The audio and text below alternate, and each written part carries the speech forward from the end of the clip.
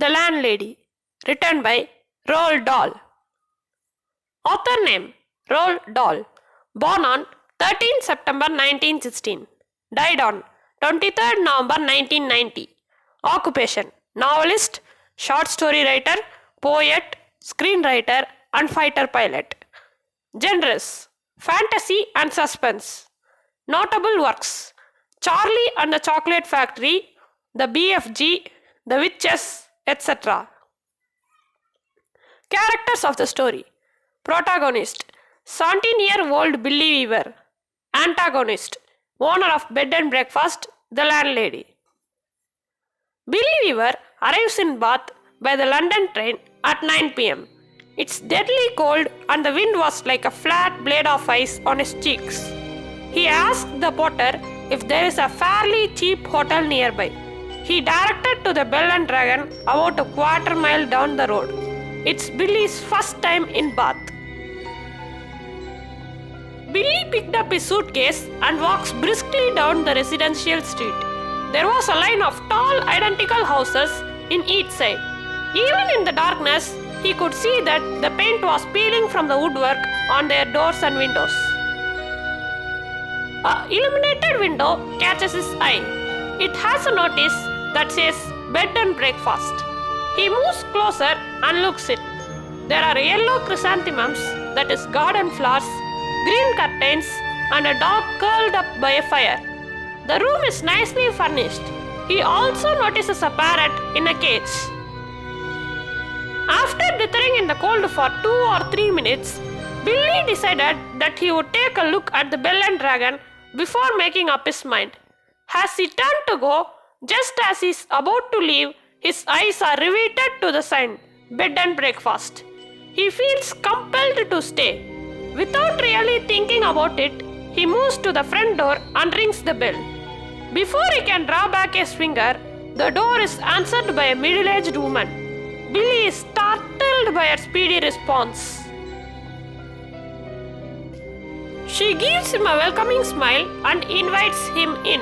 Again, he feels a strong desire to go stay. He asks about a room, which is only 5 and 6 pence for the night. It's surprisingly cheap. He accepts and goes inside. She seems very nice. She helps him with his coat. There are no other coats on the rack. She leads him up the stairs to the second floor, showing him a small, charming room. It's comfortably prepared. She asks him about supper. He says he is not hungry and is just going to go to bed. She asks him to sign the guest book, as the law requires, before going to sleep. She then leaves him to unpack. He goes down to the living room. It's cozy and the dog still sleeps by the fire. He writes in the guest book. There are only 2 other names in it, Christopher Mulholland and Gregory Temple. Both names seem familiar to him. He scans his memory for how he knows them. Through his sister, his father, or school. He can't place them. The landlady enters with a tea tray. Billy asks about the 2 men, whether they were famous for anything. She doesn't think so, but they were handsome like Billy. He points out the dates of their visits, 2 and 3 years ago. She is surprised by how long it's been. Billy says he remembers the 2 names from the guest book, being connected in some way. The landlady invites Billy for some tea. He seems to recall that Mulholland was an Eton schoolboy whose disappearance was reported in newspapers. The landlady assures Billy that Mr. Mulholland was a Cambridge undergraduate and that Mulholland and Temple are still staying in 4th floor, both of them together in her boarding house. She says that Billy is a handsome young man, as were the 2 other guests. Billy is surprised to see that the parrot and the Dachshund he had seen through the window are both stuffed. The landlady says that she stuffs all her pets when they die. Billy finds that his tea tastes faintly of bitter almonds.